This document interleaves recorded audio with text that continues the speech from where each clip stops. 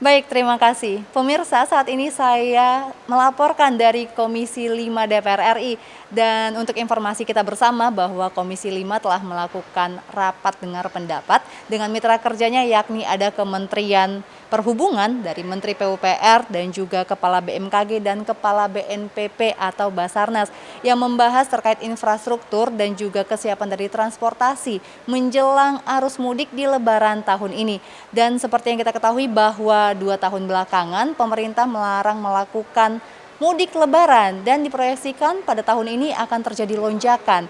Dan bagaimana tanggapan dari anggota Komisi 5 DPR RI terkait kesiapan infrastruktur dan juga transportasi menjelang mudik lebaran nanti?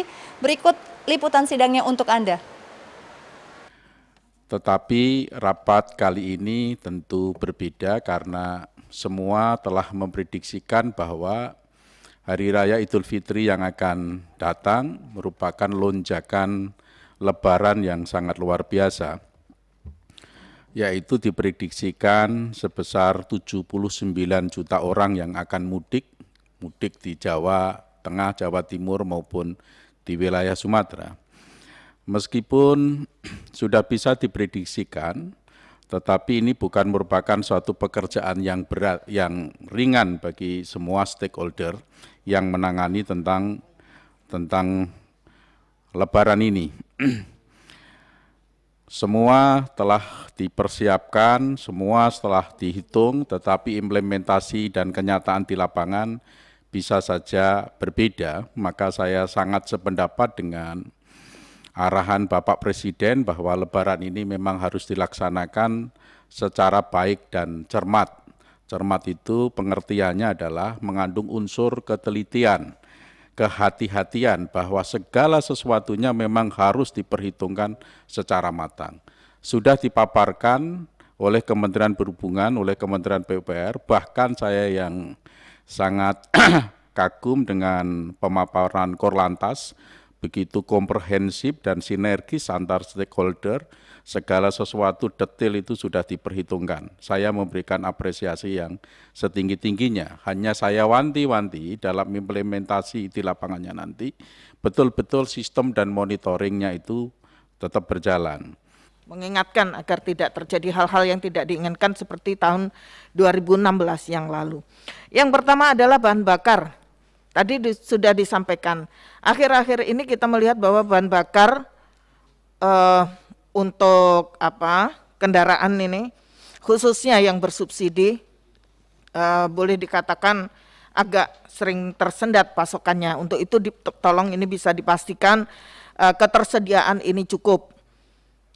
Mungkin nanti dari komisi terkait atau bagaimana dari pemerintah berkoordinasi dengan Pertamina. Kemudian jangan sampai juga terjadi kejadian kasus Brexit 2016.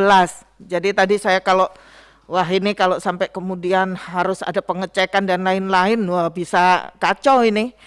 Ini tolong dipersiapkan betul. Karena orang kalau sudah di jalan setengah mati ini, kalau sudah macet apalagi kejadian yang lalu. Terus untuk perhubungan juga tentunya tolong dipersiapkan juga. Untuk posko-poskonya, posko jangan hanya sekedar ada posko, paling tidak kita bersedekah di hari yang baik, kita siapkan air minum atau apa yang sekiranya itu bisa membantu bila sewaktu-waktu ada kejadian yang tidak kita inginkan. Kemudian juga dipersiapkan tenaga medis, jadi seluruh posko siapapun harus ada tenaga medis. Kemudian ambulans, kalau perlu kami diminta untuk membantu, kami siap untuk membantu Pak Kabasarnas. Insya Allah kita bisa kolaborasi untuk ini. Kemudian Pak Menteri PU berkaitan dengan kemantapan jalan, Bapak. Ini kita tidak bisa menutup mata kita bahwasanya jalan ini hampir rata-rata hancur. Maka dari itu mungkin nanti dari Kementerian PUPR bisa langsung ke lapangan sekaligus menegur kepala daerah yang ada. Karena ya Allah, udah hancur dah. Dan ini menjadi salah satu sumber kecelakaan yang memang tidak bisa kita abaikan.